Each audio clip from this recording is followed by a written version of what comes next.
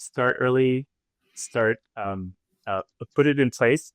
And then what you're playing with is the balance between, you could drown them in compliance policies all day long. They can read them, train them all day long, right? And they're all going to leave the company because they're going to hate it. So what's the balance between making sure they're aware of the things you want them to know as they think about product design, or as they think about marketing, or as they think about just working at the company?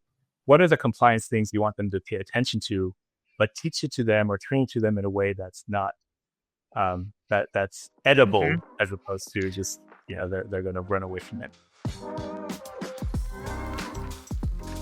How do early experiences with culture, identity, and philosophy shape the type of lawyer and leader you become? What happens when you build your career through boom times, bankruptcies, and everything in between? Today on The Abstract, I am joined by Joon Park, Chief Legal Officer at Extend, a company reshaping how businesses issue and manage virtual cards. Before Extend, Joon has had an interesting career across Skadden, Refco, Citi, American Express, experiencing the full range of legal challenges, coming from bankruptcies to fintech innovation.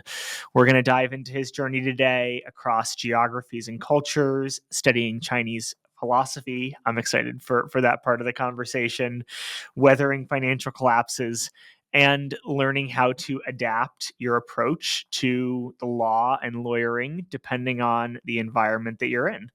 So with that, Joon, welcome to this episode of The Abstract. Thank you for having me. Okay, so when we were prepping for this, you grew up in North Dakota, spent time in Atlanta, eventually you find your way to the East Coast. These are pretty different cultural environments.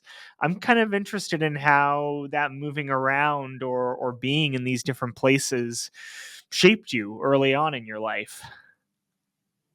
Yeah, I would say growing up in the Midwest, you develop very sturdy values that inform you the rest of your life. But being in the Midwest is also very homogenous in terms of racial diversity. So going to Atlanta was certainly an eye-opening experience and very different. But ultimately, I ended up on the East Coast because what I wanted most, and probably has to do with growing up in North Dakota, I wanted to be in an urban environment. So I ended up on the East Coast and I stayed there ever since. You spent time in Hawaii as well, and you were at the East-West Center there. I alluded to this in the intro, pursuing a master's in Chinese philosophy. What was it that drew you to that field? Well, I always tell people I went to Hawaii to thaw out from having been in North Dakota for 17 years.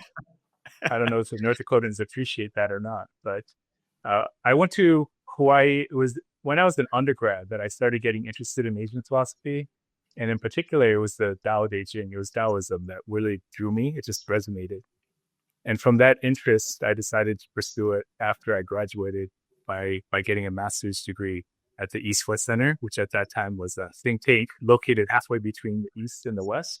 It was a wonderful experience where I got to explore to my heart's content what Taoism meant to me, because that was my main focus. Can you remind us? I mean, I of course I learned this, I think, in like 6th grade history or 7th grade history. But can you remind us Taoism? And then there's like Taoism, and like what the basic differences are? Because then I'm curious. I'm going to ask you some questions about maybe how studying Chinese philosophy has shaped your approach to life and your career. So it depends on who you to talk to about where Taoism fits into the Chinese canon. There's certainly Confucianism, which some might say is much more formal, has very specific rites that you follow, as opposed to Taoism, which people might associate, the words they associate it with is like harmony and balance. But a lot of Chinese philosophies tends to focus around this idea of harmony, this idea of balance, this idea of being holistic. And it's something like here in the West, when we talk now about the way you take care of your body really informs your mental state. There's a definite connection. As we explore those connections, it's something that the Chinese have been talking about for thousands of years, because it's reflected in such ancient texts such as the Tao Te Ching. How do you feel like studying Chinese philosophy has influenced your approach to maybe decision making or the way that you lead or the way that you lawyer? Curious if you still feel like, this wasn't just a sort of like interest that you had once upon a time, right? But something that actually influences you today. Yeah, I've always been interested in how things are interconnected. So I always thought that things always have a reference or a relationship to other things, and figuring out those relationships that makes things interesting. And so rather than going down a rabbit hole into details, I always like to step back to see, well, I'm taking a look at X and I'm taking a look at Y, but how do those interconnect, or do they interconnect at all? And Hmm. so it's a little bit like, sometimes like a logical problem. Sometimes it's just endless pondering that leads nowhere. But from a legal standpoint, you need actual solutions to the problems that you're looking at. And so if you can look at it holistically, or if you can step back and try to see the big picture, that's how I approach the advice that I give, and that's how I approach learning. You actually considered maybe continuing on and getting a PhD, but ultimately you decided to go to law school. How did you make that decision, or how did you decide, hey, I'm not going to go and do the professorial thing. I'm going to go and be more of a practitioner. I wish I could give you a more interesting answer other than it was financial. Yeah. I, at that point in time, getting a PhD in Chinese philosophy versus getting a law degree, your future from a job perspective was certainly two different paths. Hmm. So anyone who knows me always knows I talk about the big crossroads of my life, and that was it. Whether Hmm. I stayed in Hawaii to pursue a PhD or come back to the East Coast to pursue a law degree, how different my life would have been had I chose the former. Um, you started your legal career at Skadden. What was that transition like for you, moving to New York? Did you really enjoy it right off the bat, or was it kind of hard to have moved from Hawaii, then go to school, and now be in this very urban environment at a prestigious but a law firm that makes you work pretty hard? Yeah. So when I first got to New York, my wife, who was my girlfriend back then, would Hmm. always yell at me because I walk so slow. So come to Hawaii, things slow down, your pace slows down, your time seems to slow down. And apparently, when I walked very slowly. It was a matter of months before she was telling me to slow down, right? That I was walking too fast. And so I picked up the rhythm of being in a big city, of being in New York, um, being in a law firm like Skadden, which is, long hours, is fast paced, is pretty intense. It can be pretty intense. Is a good training ground to figure out whether or not you have what it takes to Hmm. succeed in the legal world. I think Hmm. it's a great place to get your feet wet, to interact with partners and learn from them, about how you want to negotiate not just legal topics, which is what law school teaches you. It's very specific about the lawyering and how you should think like a lawyer, Hmm. but there are very few practical classes that teach you how you should actually practice the law. So going to a big law firm like Skadden, where there's so many resources, so many lawyers, it's a great place to get your feet wet to figure out the practice of law as opposed to the uh, theoretical legal theories that have rarely come in handy for me since I graduated law school. uh, you mentioned the sort of financial considerations around choosing a career in the law as opposed to a career as more of an academic. Um, I think some folks don't love talking about this, but I feel like you're more comfortable doing so. Which is that the sort of debt that you incur to go to law school or something like that is a real reality for a lot of people, and I'm curious if that helped shape or was a motivating factor in sort of like early career decisions for you. It was. Getting money back then was pretty easy. You just go in, you sign a few papers, and they throw all this money at you. And so I said yes, and I signed the papers. What do I sign? It paid my tuition, it paid my room and board, it got me through law school. Um, what I didn't realize until I got out of law school was that I had to pay it back in pretty large chunks of it. The installments are coming due. Um, it was about halfway through law school that I realized that I was taking on a lot of debt.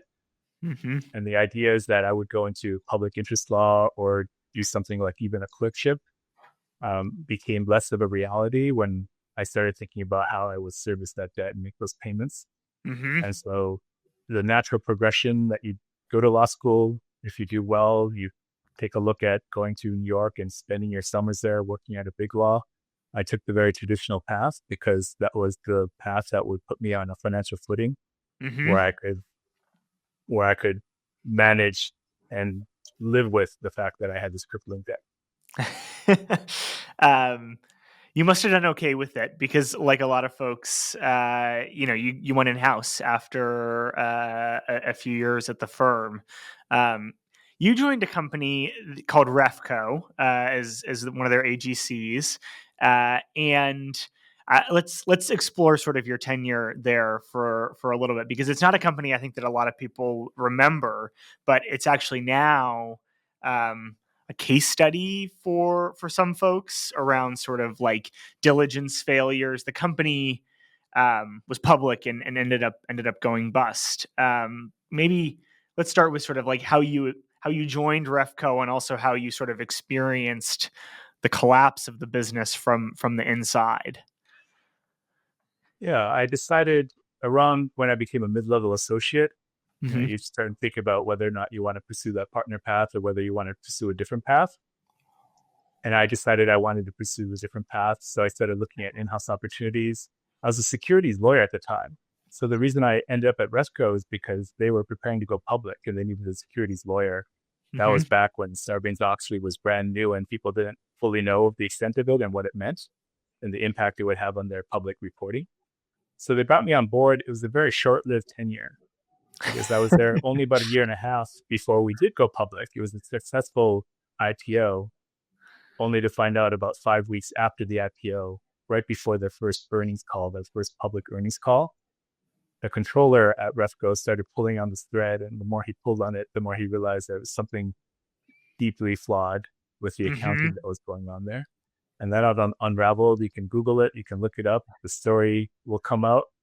Uh, that caused the stock to tank and the company Mm-hmm. go in bankruptcy. I still think it's probably one of the record holders for the shortest amount of time listed on the New York Stock. um, Was that a scary experience for you? I mean, what was it? What was it like? I mean, on the one hand, you're the company's lawyer, and you didn't know about this, obviously, right? I mean, it's accounting failures. But on the other hand, you've just left the law firm, and this is your sort of first in-house role, and you thought it was going to be a very sort of like high-flying experience, right? And now you're having to basically help the company manage a bankruptcy. Looking back on that time, it was formative in the sense of you never know how you're going to act or how you're going to behave unless you're under Hmm. extreme stress. And that certainly was a situation where you're under extreme stress. And it was eye-opening to see how some people reacted. The people who Mm-hmm. you thought might act a particular way didn't act that way, and the people who you never expected to stand up and show their moral fiber stood up and showed their moral fiber. So definitely eye-opening. I would say that in terms of the experience, is something I would never want to do again, or never have to. I hope I never have to go through anything like that again. But coming out of it, looking back on it, since it's so far in the past, it definitely made me the lawyer who I am today. It definitely informed how I approach the law and how I approach thinking Mm-hmm. about who I want to be and how I want to relate to others.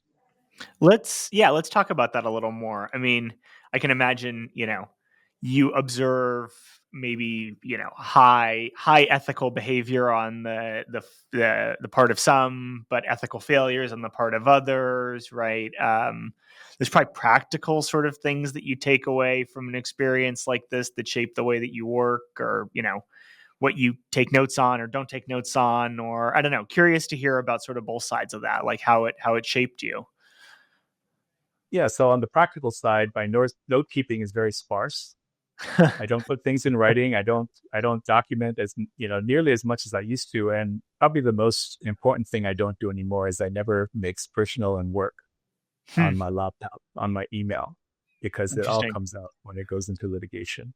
Right. Um, In terms of how I practice, I learned back then never to BS, never to lie, never always have the high standards of you're going to tell the truth no matter whether it's something that you think they want to hear or not. Mm-hmm. That's how you're going to lawyer because it's just the way that I decided. If I'm ever at a company in a similar circumstance where something seems fishy or something seems off, I'll be the first to raise my hand and resign.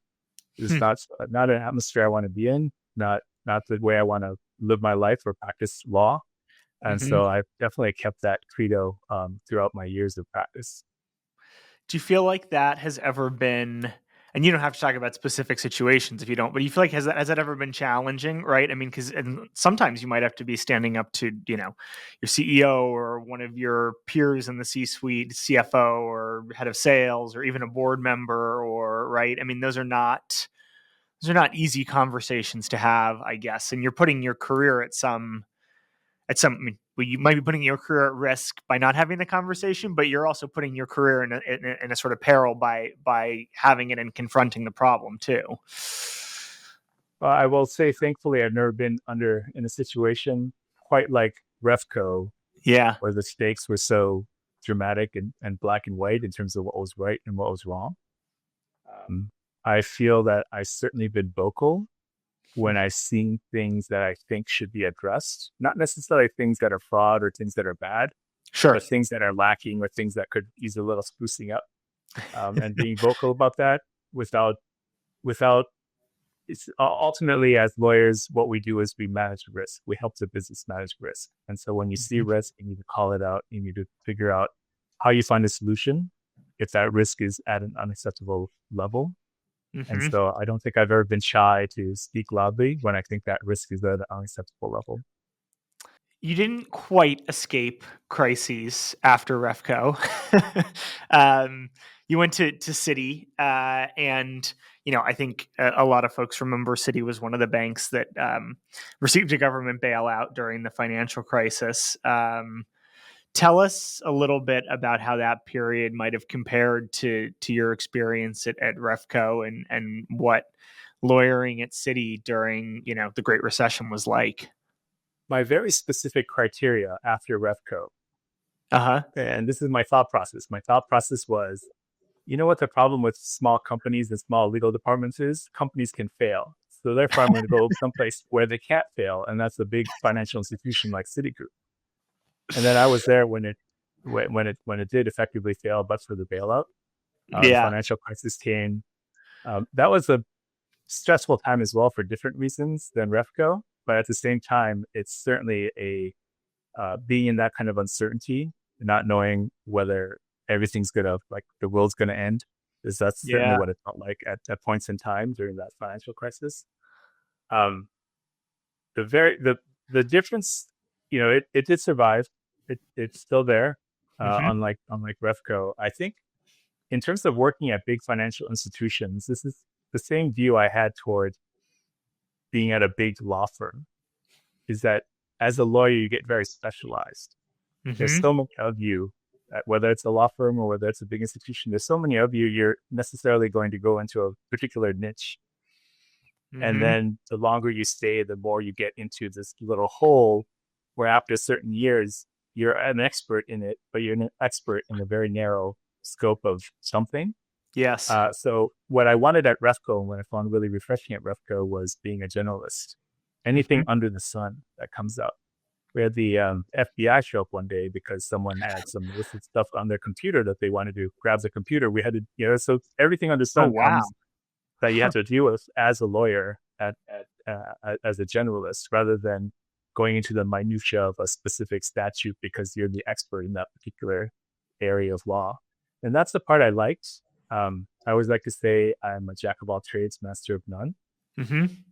and that's what interests me. That's what keeps me going, is the constant stream of having something new to learning, and then having a breadth of learning across all disciplines, all subject matters, whatever it doesn't matter the subject. It's more Hmm. interesting to me that I see a problem that needs a solution, and Yeah. puzzling out what that solution is what keeps me interested in the law. Were you able to find enough of those sorts of generalist problems to work on? You were at Refco, then Citi, then another big financial institution. We all have their credit cards in our wallets. American Express.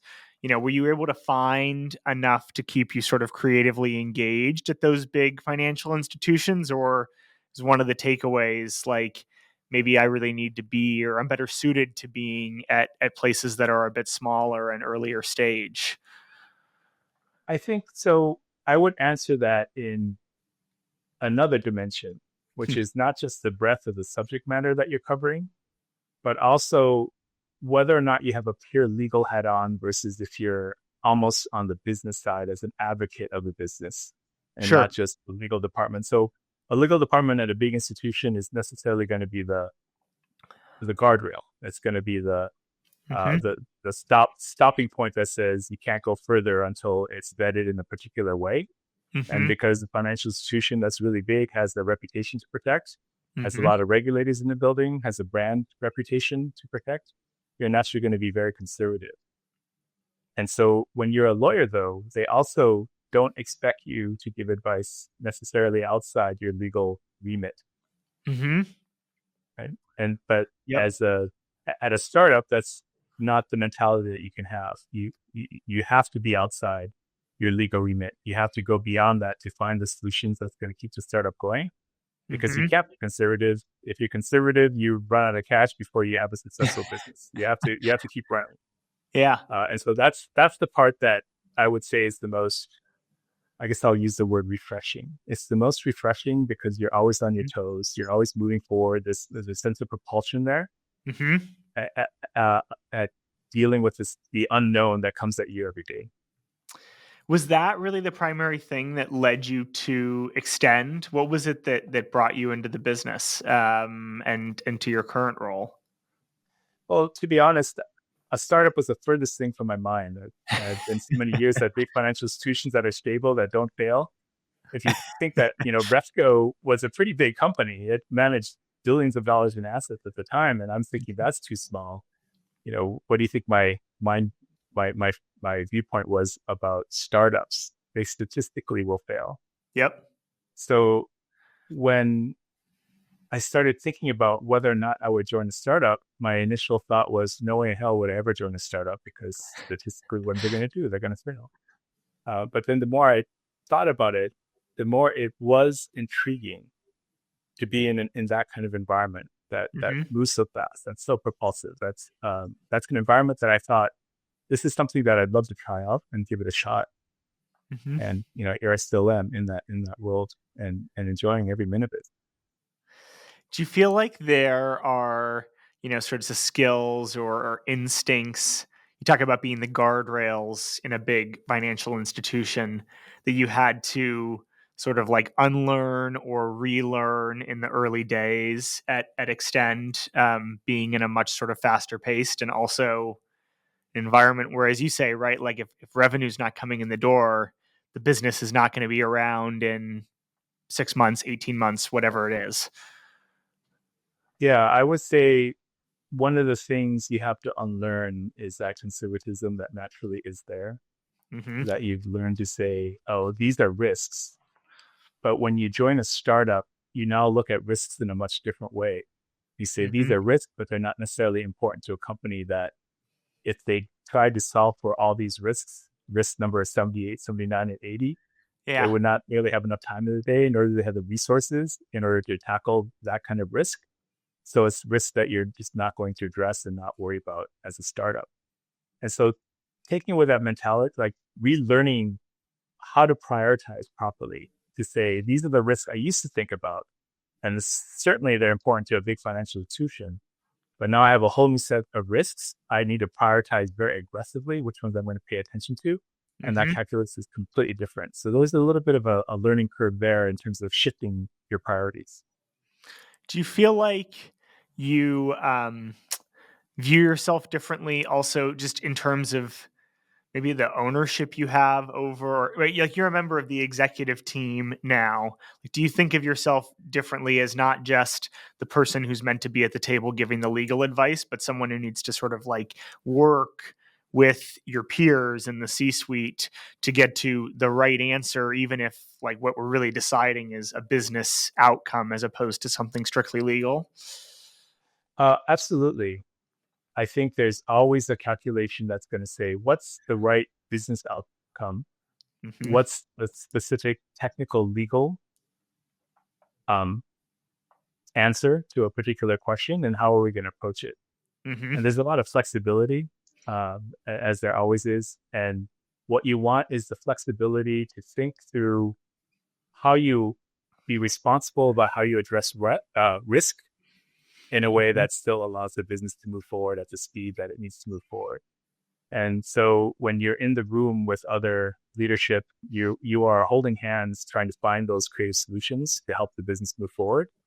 You don't Mm-hmm. want to be the you don't want to be the gate. You don't want to be the blocker. You don't want to be the naysayer. You want to say, maybe you can't do that, but how about this? You want to Mm-hmm. always suggest the solutions that say, this is how you're going to move forward.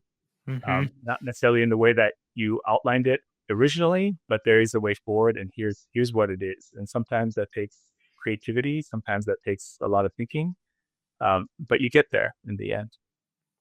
Are there things that you've learned as Extend has grown about how legal can also support businesses that are in the process of scaling or in the process of growing? Like, you know, lessons for other folks who might be in a similar place where they're joining a business that's at one point in time but expects to experience quite a bit of growth over the course of 2-3 years. So one of the things we did, since we're in the financial technology space, we're a Mm-hmm. fintech. So there's a lot of regulation that might not directly apply to us, but certainly apply to the partners that we partner with who are heavily regulated. Sure. And so from the very beginning, we knew we wanted to create a compliant atmosphere and a robust infrastructure around compliance, especially around data security, Mm-hmm. privacy. And that was from day one. So when I look at other startups and I see some of the um, non-attention, I'll call it, that they pay to having any kind of infrastructure in place whatsoever, that to me would be like, oh, that's something that if you approach differently, you need to start from day one, because you need to have everybody in your company on board with understanding why you have these programs in place, why Mm-hmm. addressing this risk is so important, and why it becomes really important when you start to scale. If you have 10 customers, maybe it's not that big of a deal. Once you have 10,000 customers at that Yes. scale, you need these compliance mechanisms in place. It's absolutely necessary. Start early, start, put it in place, and then what you're playing with is the balance between, you could drown them in compliance policies all day long. They can read them, train them all day long, right? And they're all going to leave the company because they're going to hate it. So what's the balance between making sure they're aware of the Mm-hmm. things you want them to know as they think about product design, or as they think about marketing, or as they think about just working at the company? What are the compliance things you want them to pay attention to, but teach it to them or train it to them in a way that's Mm-hmm. edible, as opposed to just, they're going to run away from it. Yeah, I think one of the things that sparks for me also is that I think legal is a very important function, or is a very important team in terms of shaping the culture of a business or a company, and that sometimes can get a little bit overlooked. Whether it's culture around compliance, it's the way that people treat each other in the business, right? I mean, I think actually, really, a lot of times, even going back to our sort of earlier conversation around wanting folks to make ethical decisions even in times of high pressure or high stress, right?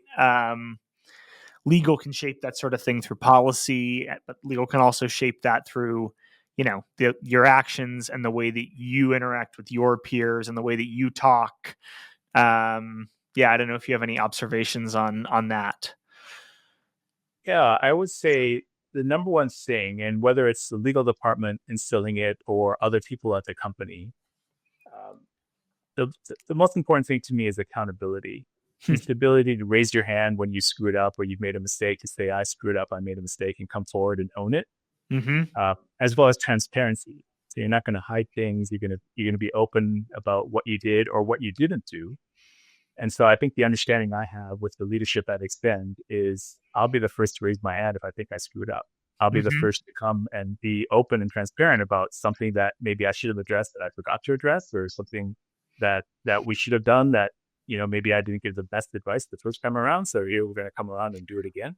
I Yeah. think that kind of accountability and transparency is something that people observe. So whether you're saying it in words or whether you're just carrying yourself in that particular way, I think people will see that, people will understand that and that seeps into the culture of the company when you have that kind of ethical standard that you practice. If you look back on your career, June, you've had these sorts of like crossroads moments, I guess. Do I pursue more of an academic path, or go and go to law school and be more of a practitioner? Big law versus and partnership versus going in house, large institution versus startup. Anything that you would share with our audience around the sorts of frameworks for making these decisions, or how you've made choices during moments of transition in your career? I've certainly seen a lot of people who, if your number one desire is ambition to be somewhere high up in a power position, a partner at a big law firm, right? That's one thing if that's your ambition. Or Hmm. if you want to be financially secure and have that job that unlikely they'll have downsizing that might lead you out of a job. It's a little bit more stable. It's not like a startup that's going to fail. That might be your priority. I think for me, the number one thing you have to ask yourself, or any lawyer has to ask himself, is this something when you wake up in the morning you're looking forward to, or is this something that you're actually dreading? Is this something that you're actually interested in, that there's still that curiosity that Hmm. brings you to the table to say, I'm going to find these solutions. And by finding these solutions, I actually get some kind of joys, maybe to maybe that's not the right word, but Yeah. it is satisfaction, that you get some kind of satisfaction out of what you do. And if that's not there, then I think you probably want to reassess at some point what it is that would bring you back that Hmm. curiosity, or back that joy, or back, bring back that spring in your step that says, this is a job that I actually enjoy going to, as opposed to dragging your feet and saying it's another day at the grindstone. I've got some questions that I like to ask all of my guests, and I want to ask them to you too. Um, Talking about that sort of joy or meaning, right? I mean, I think people want meaningful careers. What's your favorite part of your day to day? Oh, at Extend, by far, it's the other people. It's the people that Yeah. I'm surrounded with. They are they're they're they're good at what they do. Hmm. They are creative. They're insightful. They're intelligent. And it's a great bunch of people to work with. And it's I've never been surrounded in this kind of atmosphere before, Yeah, where you are collectively working towards something and everyone is pulling their weight in the way that they should. And so that's a great environment to be in. that's really cool. Okay, the flip side, but I think this is kind of a funny question. It's if you have a professional pet peeve. A professional pet peeve. My pet peeve, and this goes for like if you play a lot of board games, Okay. there's always that person that's called the rules lawyer, the one that has to be very technical. And sometimes, like, I don't want to call it the DMV, but I'll call it the DMV. When you go to the DMV and you see that person who, like, you forgot to dot an I and they send you back because the application is incomplete, it's that kind of rules lawyering. Like, Hmm. there's a certain level of, you can be a little sloppy because Yeah. you're there in spirit, or you're there most of the way. So everyone will understand that you're basically done. But then those rules lawyers come in and they say, no, you still have two eyes to dot. That's my pet peeve. People who That's a think that good that's one. actually important. Yeah. That's a good one. I have not heard that one before. I like that. I might have to steal that myself. Is there a book that you would recommend to our audience? But I mentioned the title before, the Dao De Jing. It's a Okay. short book, 81 chapters. It's almost like poetry. And like poetry, you can read a lot into it in terms of coming up with your own interpretation as to what you think it means. It's been around for thousands of years, and there's no agreement as to what exactly it's trying to say. But there's certainly a lot of passages that if you are in that space where concepts of harmony, concepts of yin and yang, concepts of balance appeal to you, this is something that as you read it might resonate. And I think it's worth picking up because it won't take you very long to read it. It's a very short book. Very cool. And then I'll plug it. When we were talking before we got on and started doing the podcast, you mentioned that your wife just won a Pulitzer Prize for a book that she wrote. Can you tell us about that? Because I'm going to go order it. I think it sounds pretty cool. Yeah. So my wife is Ilian Wu. She won the Pulitzer in the 2024 Pulitzer for biography for a book called Master Slave Husband Wife. And it's about this enslaved couple that start off in Macon, Georgia, and make their way north. Mm-hmm. But rather than following anything like the Underground Railroad, they actually go in plain daylight because she is so fair, her complexion is so fair that she disguises herself as a disabled master. And her husband pretends to be her slave. And together they travel by train, by first-class coaches, staying at the top hotels, and escape to freedom that way. And it became a sensation once they reached the North because of the way in which they escaped. And so that's the story that she's telling in this particular. It's everything is true. The amazing thing about this book is it's creative nonfiction. It reads like a novel, but everything you read in it is factual. It sounds like it should be made into a movie. It would make a pretty fantastic movie, I think. That's very cool. Okay, last question for you, Joon. My traditional closing question for my guests. It's, if you could look back on your career and look back maybe at your young days as a lawyer, just out of law school or at Skadden, what is one thing that you know now that you wish that you'd known back then?